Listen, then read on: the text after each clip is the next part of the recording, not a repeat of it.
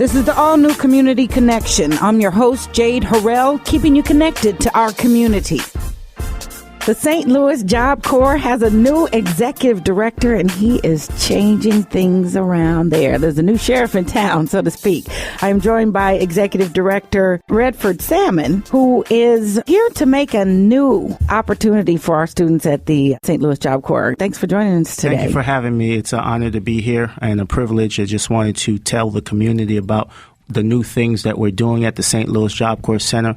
We're trying to enroll students that are looking for an opportunity, whether they have a high school diploma, whether they have thought about college or they're in college and things are not working. They can come on to the St. Louis Job Corps Center for some quality training, and we can work with them to get some employment. Right. So what brought you to this work? Actually, I've been doing this since I was in college. You don't look like you're much out of college, though, right now. Well, thank you. I think someone helped me throughout my lifetime, and I think just giving back to individuals. So while I was in college, I used to work for a youth crisis center. Mm-hmm. And so from there on, I went to school for psychology, and I've just been working with the youth since then. Right, so, it's been a privilege. It's been an honor. And, I've been blessed to continue to work with youth day in and day out. For sure. It's a passion that began with you early. And I share that, too. If I wasn't in media, I would be doing something with our young people, whether it be education or development or employment or something like that. So I understand that passion. What have you seen that has worked? Where have you been most effective with them? Well, I think it's about showing them that you care. I think that's really what the youth are looking for. And the other thing that they want you to model what you're preaching. The other thing I think is effective is kind of giving them some other activities that will support what is going around in the world. And in the world, there's some negative things, and we want to kind of overshadow that by giving them saying, hey, I've done this. This is what I have done. I struggle too, but if you continue to press forward, you'll be successful. But you have to be in control of your thoughts, your ideas, and your movement and your actions. Sure. Now, their world is constantly changing, and it seems like each year there's some greater challenge that tends to have a focus or impact or assault even on our youth, our young men especially. How do you create activities that address that?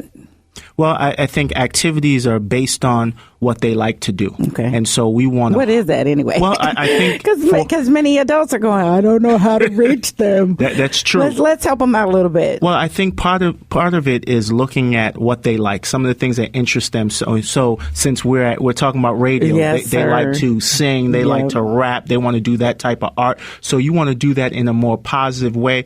And I think some of the things that they're hearing in the music today is not as positive. So you want them to talk about education and kind of streamline the poetry and the art and going back to what we heard in the 60s and the 70s. And I think some of them really like that. Okay. And then you talk about basketball, you talk about sports, and kind of giving them the opportunity to lead certain things. So instead of them just playing, having them coach a team, having them put together plays and saying, hey, you can be in charge and you can be a leader another way. So those are the things that we are trying to encourage our students to do instead of sitting back. Take lead.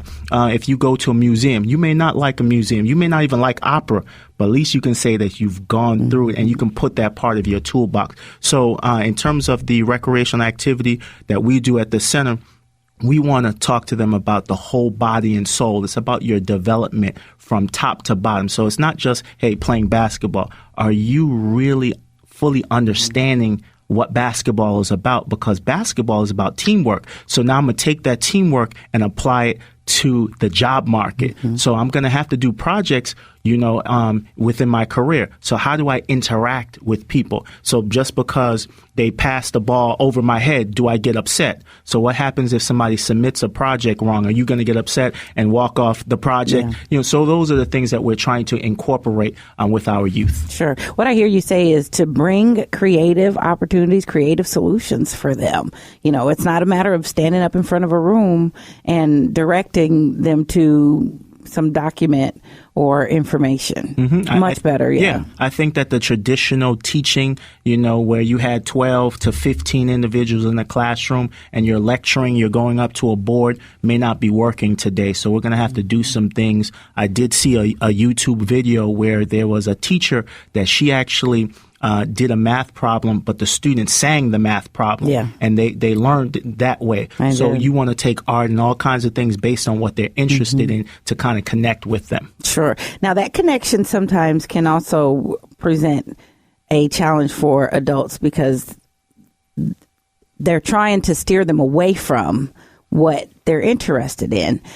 Give us a little something to help our adults who want to have a desire to be engaged with our young people, how to work through that and really connect. Well, I think the first part is that we still need to be who we are and act our own age and don't try and fall into their level, in so to speak. Not to say that I'm trying to disrespect anyone, but I think that we have to know the culture or the system that we came up with and encourage them to follow some of those values because those traditions are important. Yeah. But we want to make sure that our students fully understand, hey, I'm trying to give you these lessons because I may have failed because I didn't listen and I don't want you to fall through those cracks. But you don't want them to you have to stay in tune to what's going on in the world, so you have to pay attention to the music that they're listening to. You've got to know what it is. And also the commercials. If you can stomach it, do it. Correct. Figure it out what's going on. And so then if you're able to know what they're listening to, you can speak the language, so to speak, you can direct them into a better way. Because if they're only listening, I'll just throw out a musician. Let's say they only listen to Lil Wayne, let's just say, and you don't know what he's saying. You can't kind of direct them into a different avenue. Sure. And I totally agree. It would be the same if we went to any culture. Our children have a culture. Yeah. They have a culture and a way of operating and doing things and understanding. So even if I went to a foreign country, I would need to understand the culture in order to make those connections. So that's an excellent thing. Can you share also with us a little more about the St. Louis Job Corps? What's the background of the Job Corps? Well, the Job Corps program has been around for 50 years. The St. Louis Job Corps Center has been in St. Louis for a long time. There has been some ups and downs at the center. Okay. There's been a lot of positive things that's going on. There's been some things that have been overshadowed, some negative things that are overshadowed within the community. And I want the community to know that the St. Louis Job Corps program is present. We have a strong training program. We can train students anywhere from office administration to bricklaying, cement. We have an advanced training, TCU, Transportation Communication Union. So there's a lot going on. We not only teach students those hard skills, but we also teach them the soft skills. So we also assist them to get a high school diploma. So those things are absolutely important. So the icing on the cake is the employability skills that we teach. So anyone theoretically could go ahead and get a job. Okay. But can you keep the job based on your interaction and your interpersonal skills? So those are the things that we teach our students. Those are the things that's going on. We had a community relations council meeting today, and we had several employers, several business owners, pastors on center, just kind of taking a tour of what we're doing, and they were amazed at the opportunity that the center provides. Sure. And not just getting a job, keeping a job, but progressing in your career, in your professional development, and getting to a place where you're building something for yourself and who you are in your lifetime. Yeah, career development is important. So like I stated before, anyone can get a job, but again, enhancement, career development, you want the opportunity to be promoted, because with that promotion is an increase in salary. Gives you an increase in opportunity to deal with your family financial situation and take care of your family. Right. And more beyond the idea of just getting dollars. You know, what I would do, how to be financially stable, responsible, and all those things are incorporated. So what's different now? You said there were some things that overshadowed. What's different today? Well, I think today is that we take a more stronger approach on safety. Okay. We have provided an opportunity. We do more checks. our first priority is safety. So everything that we do, every time I drive on center, everything I drive off center, I take a tour of the center all the time. I'm having my staff paying attention. I have my students in tune to what's going on around. And so those things are what we have done a little differently.